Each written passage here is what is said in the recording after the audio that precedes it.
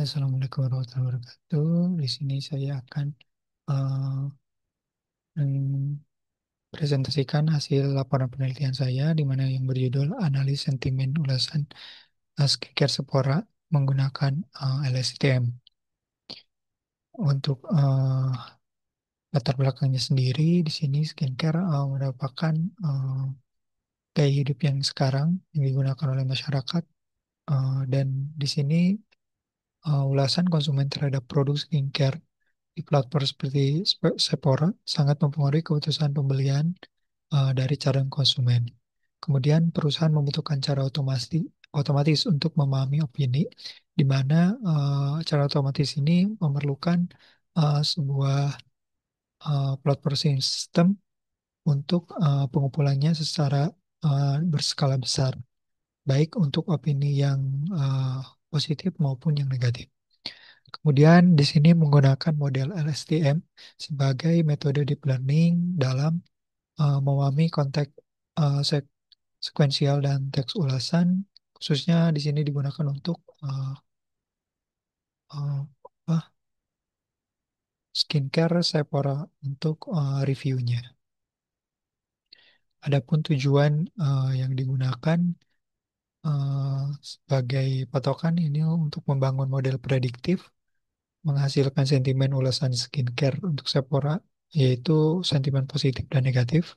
Kemudian memberikan wawasan bisnis mengenai faktor-faktor yang berpengaruh terhadap kepuasan dan ketidakpuasan konsumen untuk peningkatan produk dan pemasaran itu sendiri dari skincare Sephora-nya.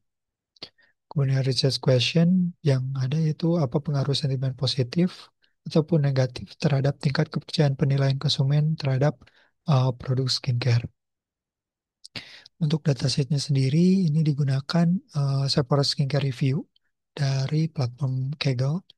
Uh, yang data yang digunakan sebanyak 247.555 sampel dengan pembagian 123.747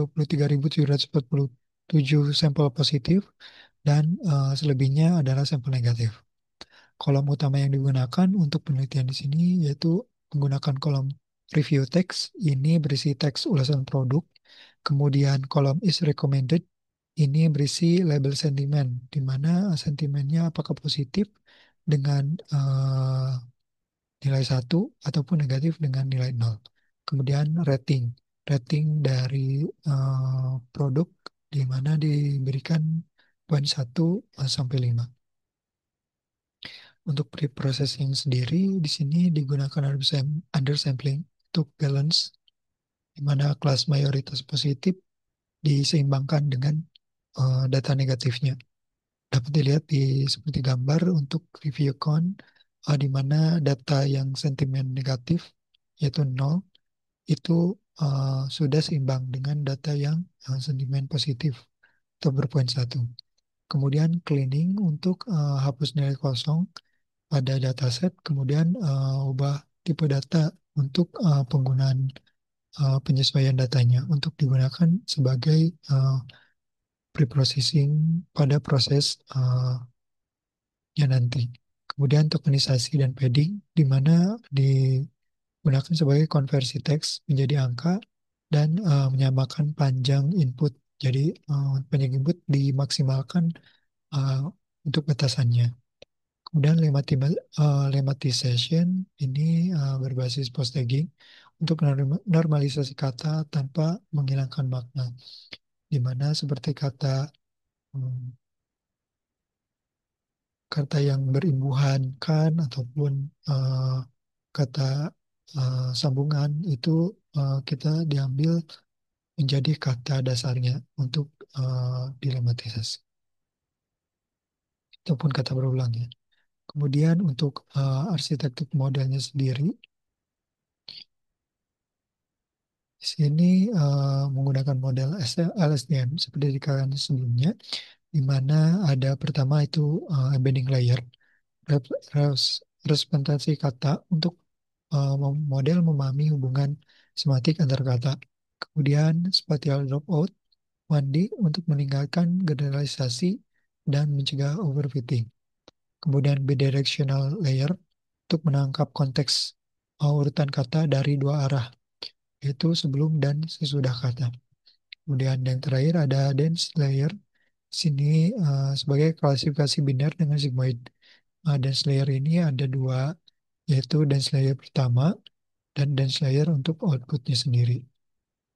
Untuk menentukan hasil apakah sentimennya positif ataupun negatif. Kemudian performa dari modelnya sendiri. Ini dapat dilihat untuk akurasinya sendiri ini meningkat dan untuk validationnya ini stagnan di sekitaran 89. Kemudian untuk close curve-nya untuk trainingnya sendiri cukup baik. Untuk validationnya ini mulai stagnan, menurun dan mulai menaik di kisaran 20. Ini dapat disebutkan bahwa pembelajaran cukup stabil dan efektif dalam pelatihan, di mana peningkatan akurasi mencapai 92 dan nilai loss secara konsisten. Namun untuk validasinya ini peningkatan sekitar paling tinggi 89 pada epoch ke-10 terlihat di sini. Kemudian nilai loss fluktuatif juga mulai meningkat setelah epoch ke-10. Ini uh, menandakan adanya overfitting.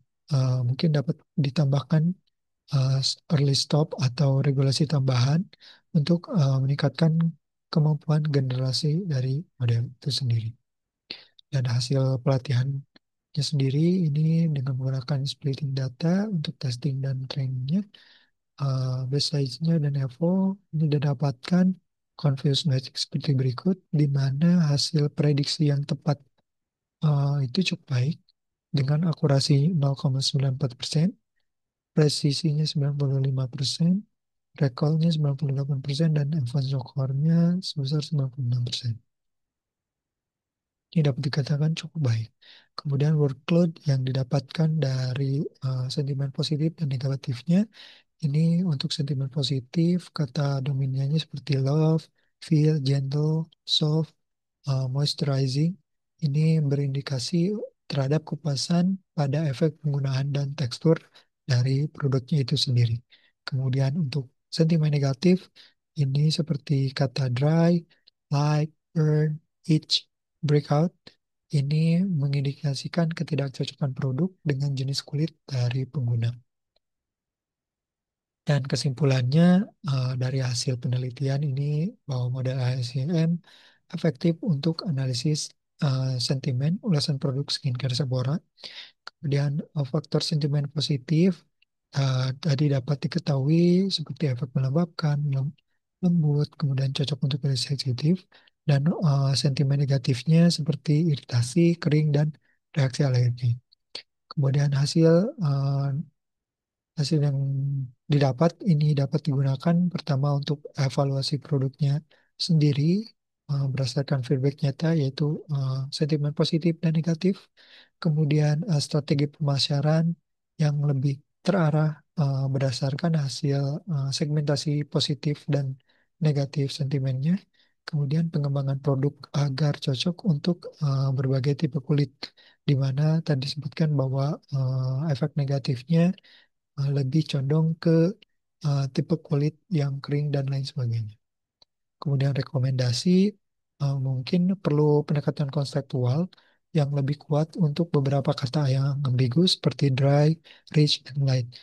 Eh, seperti dengan mempertimbangkan tipe kulit penggunanya di mana tadi pada sebelumnya terdapat kata dry, rich, dan light ini pada sentimen positif dan negatif, sehingga mungkin lebih difokuskan kembali. Contohnya seperti dry ini, apakah kalau di sentimen positif ini cocok kulit untuk kering, atau di sentimen negatif ini apakah tidak cocok untuk kulit kering. Jadi mungkin kata tersebut dapat memberikan efek bias atau ambigu terhadap hasil sentimen.